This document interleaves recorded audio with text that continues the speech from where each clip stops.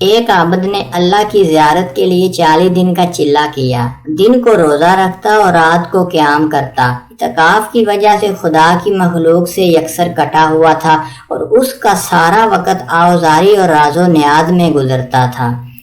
6ویں رات اس عابد نے ایک آواز سنی، شام کو تانبے کے بازار میں فلاں تانبا ساز کی دکان پر جاؤ اور اپنی مراد پا لو۔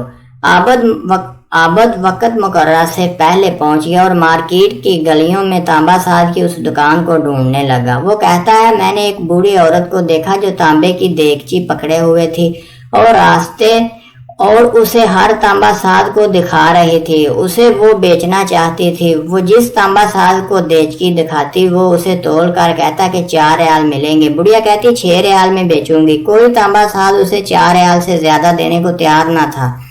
آخر کار وہ بڑھیا ایک تانبا ساز کے پاس پہنچی۔ تانبا ساز اپنے کام میں مصروف تھا۔ بڑھیا نے کہا، میں یہ برتن بیچنے کے لیے لائی ہوں اور اسے 6 ریال میں بیچوں گی، کیا آپ 6 ریال دیں گے؟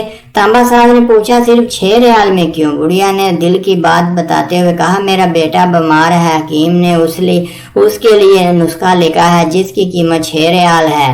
تانبا ساز نے دیگچی لے کر کہا، ماں یہ دیگچی بہت عمدہ اور قیمتی ہے، اگر آپ بیچنا ہی چاہتی ہیں تو میں اسے 30 ریال میں خریدوں گا۔ بوڑھی عورت نے کہا، کیا تم میرا مذاق اڑا رہے ہو؟ کہا، ہرگز نہیں، میں واقعی 30 ریال میں دوں گا۔ یہ کہہ کر اس نے برتن لیا اور بوڑھی عورت کے ہاتھ میں 30 ریال رکھ دیے۔ بوڑھی عورت بہت حیران ہوئی اور دعا دیتی ہوئی جلدی سے اپنے گھر کی طرف چل پڑی۔ عابد کہتا ہے، میں یہ سارا ماجرا دیکھ رہا تھا۔ جب وہ بڑھیا چلی گئی تو میں نے تانبے کی دکان والے سے کہا، چچا لگتا ہے آپ کو کاروبار کرنا نہیں آتا۔ بازار میں کم و بیش سبھی تانبے والے اس دیگچی کو تولتے تھے اور 4 ریال سے زیادہ کسی نے اس کی قیمت نہیں لگائی اور آپ نے 30 ریال میں اسے خریدا ہے۔